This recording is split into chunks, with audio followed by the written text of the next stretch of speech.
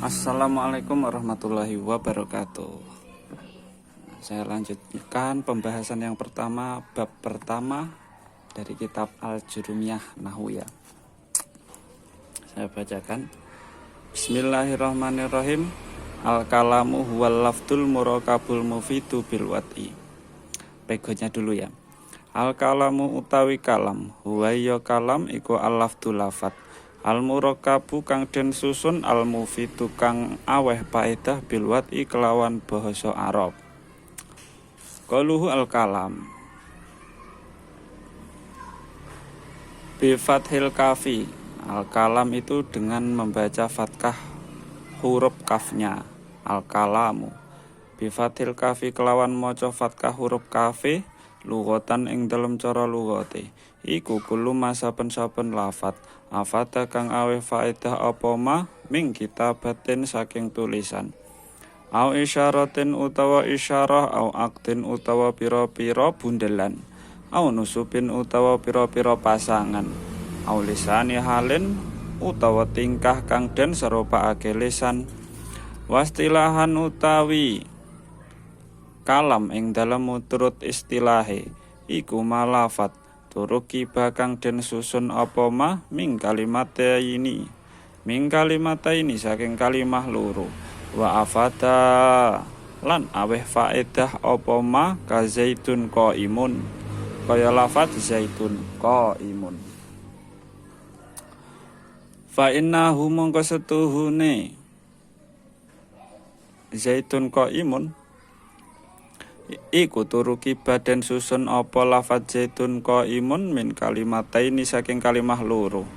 Al awalu utawi kang awal iku zaitun lafaz zait wasaniatu utawi kang kaping pindho iku qaimun lafaz qaimun wa afadalan awe faedah apa subutul qiyami tetepe ngadeg zaitun li zaitin kedue zait. Wal kalamu utawi kalam intal fuqaha'i ing dalem mungguhe ahli fikih iku kulo saben-saben lafat batola kang batalake apa ma as-sholata ing salat min hurufin saking huruf siji mufhimin kang mahamake apa huruf kaki kaya lafat ki au harfaini utawa huruf loro wa illam yafid senajan ora aweh faedah apa harfaini kalam kaya lafat lam wa indal mutakallimina lan ing dalem mungguhe ahli tauhid iku ibaratun tetembungan anil makna saking makna arti al-qadimi kang dingin al-qaimi kang jumeneng bidatihi kelawan date Allah Subhanahu wa taala bidatihi ta'ala kelawan date Allah Subhanahu wa taala ta'ala halih maluhur sapa Allah wa indal usuliyina lan ing dalam mungguhe ahli usuluddin wa ya lafat iku wa ya kalam iku al-lafdul lafat al-mangzili kang den turunake ala Muhammad ing atase Kanjeng Nabi Muhammad sallallahu alaihi wasallam lil ijazi krana ginawe nglemahake musuh bi aksari suratin kelawan luweh kidik-kidike surat minhu saking lafdul mangzil al muta'abbadi kang den wilang-wilang ibadah apa bitilawatihi sebab maca lafat qaluhu al lafdu maknahu utawi maknane lafat lughatan ing dalam cara lughate iku atarhu buang waram yu tegese balang takulu ngucap sapa sira lafadatir rahyu daqiqa lafadat ngetokake apa ar-rahyu gilingan adaqiqa ing glepung walaftun lan nglepeh sapa fulanun fulan annawata ing isi kurma ida romaha tegese nglepeh sapa fulan ing nawah wastilahanan ing dalem cara istilahe maksude lafat ing dalem cara istilahe Wa ya lafat iku as-sautu swara al-mustamilu kang mengku apa saut ala ba'dil hurufi ing atase pira-pira ala ba'dil hurufil hijaiyati ing atase sekabehane utawa sebagiane pira-pira huruf hijaiyah. Rupane alati saut awaluha kang utawi awale saut iku al alifu alif wa akhiruha utawi akhire hijaiyah man. Awaluha utawi kawitane hijaiyah iku al alifu alif wa akhiruha utawi akhire hijaiyah iku al ya'u ya. Misaluhu utawi contone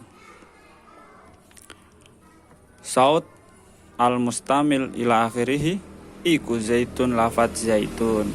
Qauluhu al murakabu min kalimataini saking kalimah loro fa aksara halih luweh akeh tarkiban kang dan tarkib isnadian kang bangsa isnadi.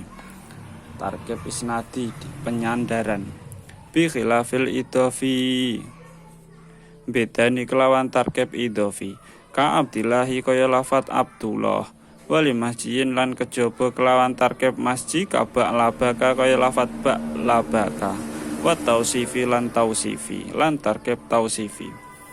Jadi nanti yang bisa dinamakan lafat kalam adalah tarkibnya yang tarkib isnadi, bukan idofiyah, bukan masjiyah ataupun tausifiyah. Qauluhu al-mufidu ail mufimu tegese lafat kang mahamake apa al makna ing makna yahsunu makna ing arti yahsunu kang bagus apa asukutu meneng alaihi ing atase lafat. Bihaitula ya beka kelawan sekirane ora tetep lisami kedue wong kang krungu apa intidaru muqayyadin bih ngenti-ngentine muqayyad bih. Maksudnya batasan seseorang itu bisa memahami itu tidak perlu sampai dikoyiti terlalu berlebihan. Pokoknya kalimat itu sudah memahamkan, ya udah itu nanti bisa dinamakan kalam. Fala yadrubu mongko ora masalah apa ihtiyajuhu ihtiyajuhu butuhe sama ilal muta'alliqati maring pira-pira perkara kang berhubungan minal mafaili saking pira-pira maf'ul. Qauluhu bil wad'i yakni ngersakake sapa ingsun. Maksude Kiai Musonep al arabi ing kalam Arab. Kharaja kang metu bi kelawan Arab apa kalamu Turki kalame wong Turki. Wa takrur lan kalame wong takrur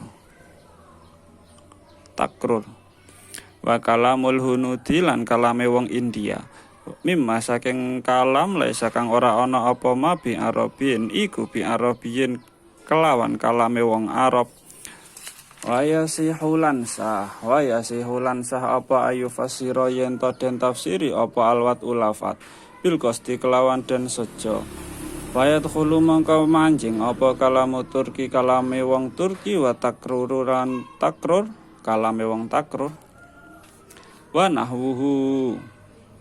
nahwihi lan sepadane Turki wa takrur fa innahu mangka setuhune Turki wa takrur iku yusama den arani apa kalamu Turki wa takrur kalaman ing kalam liwujudil qasti krana wujude sejo fihi ing dalam Turki wa takrur. Bismillahirrahmanirrahim. Iki penjelasannya itu begini. Al-kalamu huwa lafdul murakabul mufidu bil wati. Kalam, dia bab yang pertama dalam kitab Al-Jurumiyah di sini adalah kalam. Apa itu kalam? Kan gitu. Al-kalamu huwa lafdul murakabul mufidu bil wati. Kalam adalah suatu lafaz yang tersusun yang berfaedah berbahasa Arab. Itu namanya kalam. Jadi harus memenuhi 4 kriteria. Lafat, murakab, mufid, bilwati. Kalau salah satunya tidak terpenuhi, itu nanti tidak bisa disebut sebagai kalam. Ada lafat, ada kalam, ada kalimat, kan begitu. Kalau kalam sendiri itu definisinya adalah al-kalamu huwa lafdul murakabul mufidu bilwati. Yaitu adalah lafat yang tersusun, yang berfaedah dan berbahasa Arab bilwati, tercetak, maksudnya itu tercetak dari bahasa Arab. Jadi kalau kita mempelajari bahasa Indonesia, bahasa Inggris atau yang lainnya, berarti itu bukan termasuk kalam, karena kalam di sini adalah kalam dalam ilmu nahwu, yang mana ilmu nahwu itu mempelajari tentang gramatika Arab, kan seperti itu. Qauluhu al-kalamu bi fathil kafi lughatan kullu ma afada min kitabatin aw isyaratin aw aktin aw nusubin aw lisani halin. Nah, kalam yang dimaksud kalam di sini bi fathil kaf, dengan fathah kafnya, kalam. Bukan kilam, bukan kulam. Jadi dengan di fathah kalam. Lughatan menurut bahasa itu adalah kullu ma afada min kitabatin aw isyaratin aw aktin aw nusubin aw lisani halin. Yaitu adalah setiap lafadz yang berfaedah, bisa dari sebuah tulisan ataupun isyarah ataupun akad transaksi ataupun suatu ya isyarah, au lisanin halin, atau pergerakan mulut yang diserupakan dengan seseorang itu bisa nanti paham dengan maksud apa yang dikatakan lisan atau mulut. Jadi itu menurut bahasa ya. Menurut bahasa itu maksudnya menurut umum. Kalam itu menurut umumnya orang Arab. Nah, itu adalah setiap sesuatu yang memberi faedah dari tulisan, isyarah dan lain-lainnya. Maksudnya gimana? Kalau tulisan seperti saya menulis aku cinta kamu. Nah, atau ana uhibbu fillah, aku mencintaimu karena Allah. Kalimah ini, tulisan ini itu bisa memahamkan seseorang. Berarti kita menyampaikan perasaan pada seseorang. Itu namanya sudah disebut sebagai kalam. Entah itu dari segi tulisan ataupun isyarah. Isyarah itu seperti aku nanti ke rumahmu. Oke. Atau saya cuma balasnya gini, jempol tok. Maksudnya jempol tok itu adalah persetujuan bahwa nanti saya akan datang ke rumahmu, gini. Aku nanti akan ke rumahmu, saya balas gini. Berarti itu sudah dinamakan kalam menurut bahasa. Ataupun lisanun hal, lisanu hal atau pergerakan mulut. Saya membeli, bolehkah saya membeli barangmu atau pensilmu ini seharga Rp5.000 misal.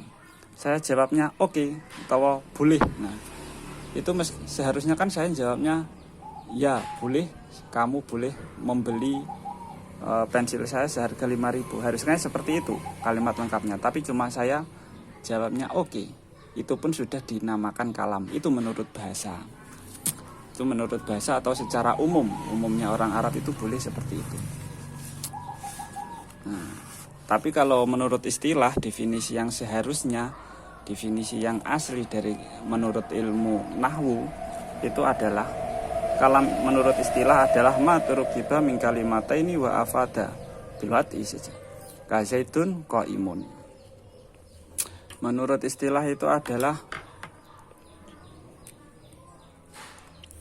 lafadz atau suara yang keluar. Lafadz itu sih suara yang keluar dari huruf hijaiyah yang tersusun dari dua kalimat dan memberi faedah. Contoh, zaitun qaimun.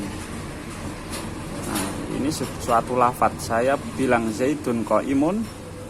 Nah, ini kan ada suara, yang suara saya itu memuat huruf hijaiyah dari alif sampai ya kan. Nah, ini ada za, ya. Nah, ini namanya lafadz yang tersusun dua kalimat atau lebih. Ini sudah dua kalimat, 1, 2. Dan memberi faedah. Faedahnya apa? Memberi kepahaman seseorang bahwa Zaid itu adalah orang yang berdiri. Zaidun qaimun bilwati, dan berbahasa Arab. Nah, berbahasa Arab. Nah, ini susunan seperti ini itu sudah dinamakan sebagai kalam. Wa afada bisubutil qiyami. Maksudnya lafadz zaidun qaimun berfaedah itu adalah memberikan faedah, memahamkan seseorang bahwa, menunjukkan kepada seseorang bahwa Zaid itu adalah seorang yang berdiri. Jadi bukan seperti Zaid tok, semisal satu kalimat tok. Nah, Zaid, Zaid itu kenapa? Itu kan nggak memberi faedah apa-apa. Zaid itu kenapa? Jadi kalau dua kalimat Zaitun qaimun, Zaid itu adalah seorang yang berdiri. Itu kan memberi kepahaman atau memberitahu seseorang, memberi faedah pada seseorang bahwa Zaid itu adalah orang yang berdiri, begitu. Nah, itu menurut ulama ahli nahwu. Sedangkan wal kalamu indal fuqaha'i kullu ma abtalas sholata min hurufin mufhimin kaki. Kalau menurut ulama ahli fikih beda lagi. Kalau menurut ulama ahli fikih, kalam itu adalah setiap lafaz atau bunyi yang membatalkan sholat, yang tersusun dari satu huruf yang bisa memahamkan. Seperti halnya ki artinya apa itu? Wakoyaki, kelihatan fi'il amar, ki jagalah kalau nggak salah, ya, ki. Itu sama kalau dalam sholat mengucapkan ki, itu sudah batal. Satu huruf yang memahamkan, itu sudah batal. Au harfaini wa ilam yafid kalam, atau dua huruf tetapi tidak memahamkan, lam. 1, 2, nah, ada dua huruf lam. Nah, ini memahamkan seseorang. Utawa wah, ada wawu dan hak. Saman kita sama ketika sholat terus mengucapkan kata-kata yang lebih dari dua huruf walaupun itu tidak memahamkan, itu sudah membatalkan sholat. Wah, nah, seperti itu ada wawu, ada hak. Lam, ada apa itu namanya, huruf lam dan mim. Nah, itu sudah membatalkan sholat. Itu menurut ulama ahli fikih. Jadi lafadz yang bisa membatalkan sholat, entah itu satu huruf tapi catatannya memahamkan seperti ki. Jadi kalau satu huruf tetapi nggak memahamkan, itu belum membatalkan sholat. Atau dua huruf ya tapi tidak membatalkan, itu sudah atau dua huruf tetapi tidak memahamkan, itu sudah termasuk membatalkan sholat. Nah, ada yang terus kalam. Tadi kalam menurut ahli fikih. Kalau sekarang wa indal mutakallimin, kalau kalam menurut ahli tauhid, ahli teologi. Kalam menurut ahli tauhid itu apa? Ibaratun anil maknal qatimil qaimi bidatihi ta'ala. Maksudnya adalah ibarat atau firman Allah yang memiliki arti yang terdahulu, yang berdiri dengan zatnya Allah subhanahu wa ta'ala. Maksudnya apa? Kalau firman kita, maksudnya bukan firman, kalau kita itu namanya omongan kita itu masih membutuhkan bunyi atau suara, masih membutuhkan pergerakan mulut, menempelnya bibir antar bibir, atau pergerakan lidah. Tapi kalau firman Allah itu tidak butuh hal-hal seperti itu. Itu adalah kalamullah, maksudnya ya menurut mutakalimin kalam. Kalau menurut ahli tauhid itu ya kalamullah, itu namanya kalam. Wa indal usulin huwa lafzul mangzili Muhammad ala Muhammadin sallallahu alaihi wasallam. Allahumma shalli alaihi wasallam. Lil ijazi bi aqsari suratin minhul muta'abbadi bitilawati. Kalau apa itu menurut ahli usuluddin, ya ahli agama Islam, lafadz itu adalah lafadz. Kalam itu adalah lafadz atau suara yang diturunkan kepada Nabi Muhammad SAW untuk melemahkan musuh, dengan surat terpendek yang mana ketika kita membaca surat tersebut itu sudah dianggap sebagai muta'abbad bitilawati, sudah dianggap beribadah ketika kita membacanya. Maksudnya adalah Al-Quran itu sendiri. Nah, ketika kita membacanya kan itu sudah mengandung atau kita sudah mendapatkan pahala kan. Itu kalam menurut ahli usul, yaitu adalah lafadz yang diturunkan pada Nabi Muhammad SAW untuk melemahkan musuh, yang mana ketika kita membaca itu nanti sudah dianggap sebagai ta'abbud bitilawati.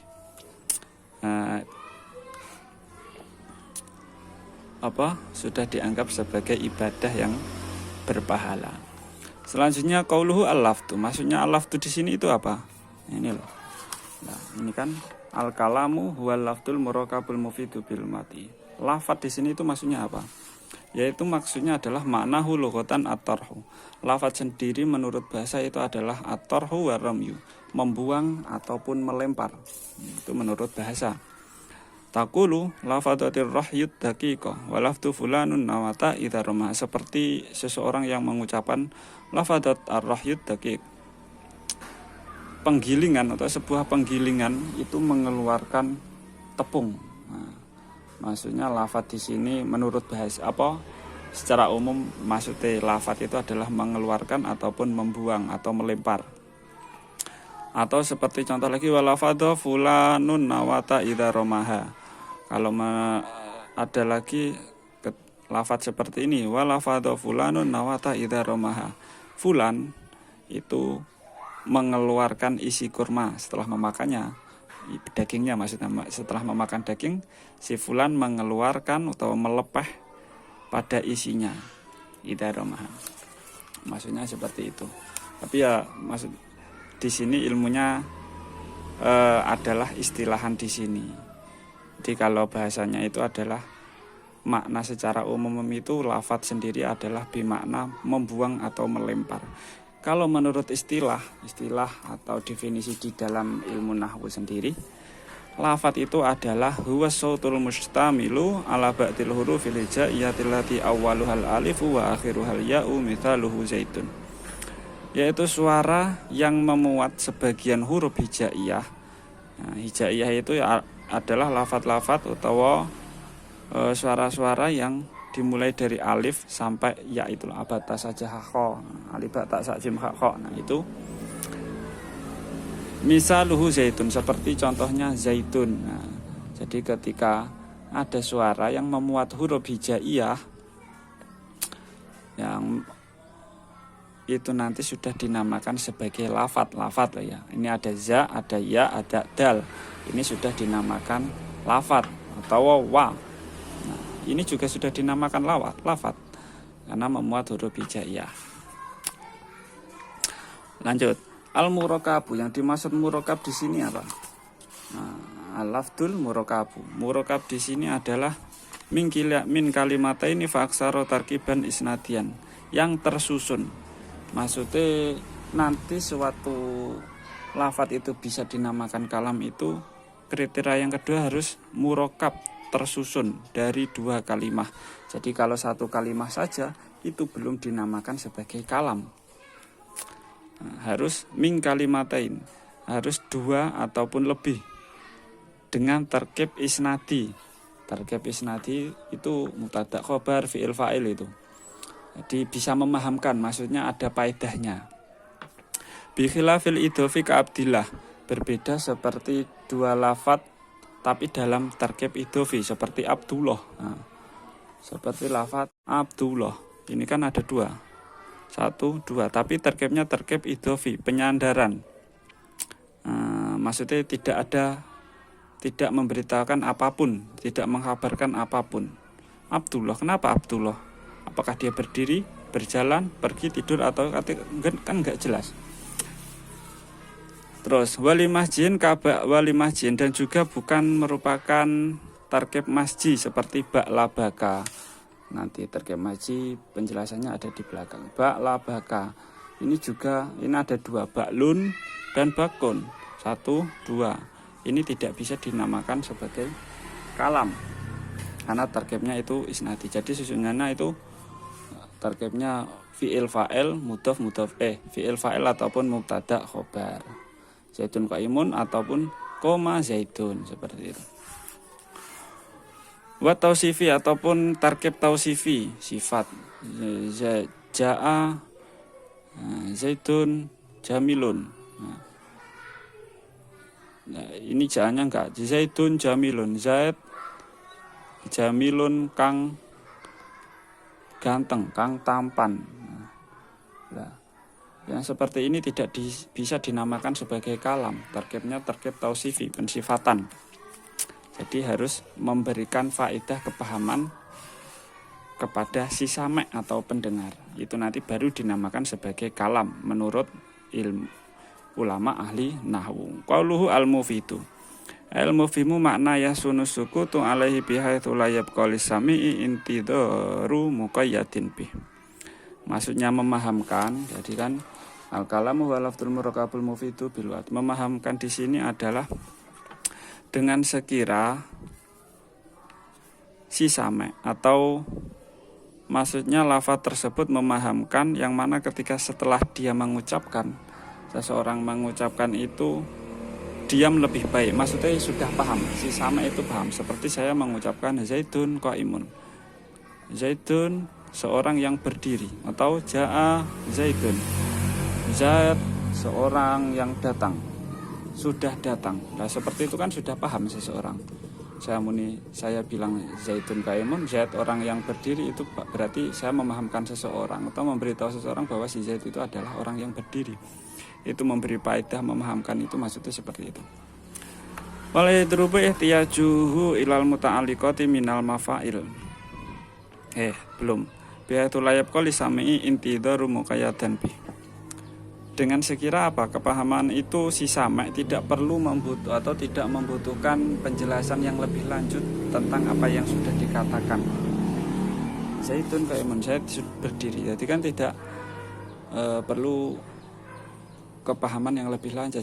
Beda lagi seperti contoh Abdullah Abdullah, saya bilang Abdullah. Ini ada dua tapi tidak bisa memahamkan. Tapi berarti kan si sama pendengar itu nanti masih butuh untuk mendengarkan atau memerlukan penjelasan yang lain kan, seperti itu. Qauluhu fala yatrubu ihtiyajuhu ilal muta'alliqati minal mafail. Dan tidak masalah walaupun nanti si sama itu membutuhkan muta'alliqat atau penjelasan-penjelasan yang lain. Sampai gini, Ja'a Zaidun qaimun utawa Ja'a Zaidun jamilun fitari. Ja'a teko, Ja'a datang sapa Zaidun Zaid, jamilun kang bagus sapa Zaid fitari ing dalem omah, semisal gitu. Nah, jadi penjelasan yang ini itu tidak diperlukan untuk memenuhi bahwa kalimat itu bisa disebut sebagai kalam. Jadi Ja'a Zaidun saja itu sudah cukup. Kalau bilwati maksudnya adalah bahasa Arab. Bilwati di sini, ini maksudnya adalah bahasa Arab, yakni kharaja bihi kalamu turki wa takruri wa kalamul hunuti mimma laysa bi arabiyyin. Karena ini belajar gramatika Arab, jadi yang dimaksud di sini nanti adalah bahasa Arab saja kan. Jadi kalau bahasa selain Arab seperti bahasa Turki, takror ataupun India, itu nanti tidak bisa disebut sebagai kalam, meskipun itu nanti bisa memahamkan, memberi faedah ataupun tersusun dua kalimat, tapi ketika tidak berbahasa Arab nanti tidak bisa disebut sebagai kalam. Wayasihu ayu fasiral wat'a bil qasdi fayadkhulu kalamu turki wa tukruri wa nahwi. Tetapi nanti bisa sah ataupun bisa disebut kalam ketika lafaz tersebut itu nanti disengaja sebagai bahasa Arabnya, meskipun sama bahasa Turki ataupun Indianya ataupun yang lain itu sama. Seperti bahasa Turki ketika ada lafaz, contoh misal ada lafaz Zaidun qaimun, di Turki bahasa Arab ada lafaz Zaidun qaimun, Zaid berdiri. Di Turki juga ada lafaz Zaidun qaimun, namanya artinya juga sama. Yang seperti itu nanti meskipun sama dengan bahasa lain, tapi ketika juga sesuai dengan bahasa Arab dan memberi faedah, itu nanti tetap bisa dinamakan sebagai kalam. Fa innahu yusama kalaman liwujudil qasdi fi. Maka hal itu juga bisa dinamakan sebagai kalam karena wujudnya kesengajaan terhadap lafaz tersebut. Misal koma zaitun semisal zaitun qaimun dalam bahasa Arab artinya Zaid seorang berdiri. Dalam bahasa Turki juga seperti itu, Zaid berdiri. Kepahamannya sama meskipun kita nanti mengucapkan bahasanya bahasa Turki, tapi ketika sama seperti Arabnya itu nanti tetap yusama kalaman liwujudil qasdifi. Bisa dinamakan sebagai kalam dengan kesengajaan yang kita kehendaki. Jadi intinya apa? Intinya kalau bab ini dari penjelasan yang panjang lebar sampai 30 menit tadi, di kalau bab pertama itu adalah maksudnya al-kalamu wal lafdul murakabu wal mufitu al mufitu bil wat'i. Nah ini jeneng pasti ya cuma gini dok. Contohnya zaitun qaimun. Itu kalam. Kalam itu apa? Kalam adalah lafadz atau suara yang dari huruf hijaiyah yang tersusun, al-murakab yang tersusun dari 2 kalimah atau lebih, al-mufitu yang memberi faedah, bilwati dengan berbahasa Arab. Nah itu jenenge kalam. Jadi kalau tidak memenuhi 4 kriteria di sini 1, 2, 3, 4 itu tidak bisa dinamakan kalam menurut ulama ahli nahwu dalam bab dalam kitab Jurumiyahnya. Contohnya zaitun qaimun. Zait itu kan lafadz apa dari yang keluar dari huruf hijaiyah, ada za, ya, dal, qa, ain, hamzah dan mim. Terus tersusun dari 2 kalimat 1, 2. Terus memberi faedah. Faedahnya apa? Memberitahu seseorang bahwa Zaid itu adalah orang yang berdiri. Terus bilwati dengan berbahasa Arab. Ini lafadz zaitun qaimun ini berbahasa Arab. Jadi kalau bab pertama dari kitab Jurumiyah adalah al-kalam di sini. Kalau penjelasannya masih terlalu bulat ataupun kurang jelas, saya minta maaf. Kita lanjutkan untuk sesi berikutnya. Terus pantengin channel Kabel Kitab. Kalau ada kurang lebihnya saya minta maaf. Untuk selanjutnya ditunggu video berikutnya ya. Assalamualaikum warahmatullahi wabarakatuh.